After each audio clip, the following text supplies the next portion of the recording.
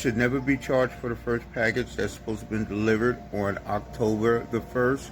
Never received it. Had to reorder this odd item. Please reimburse. Thank you.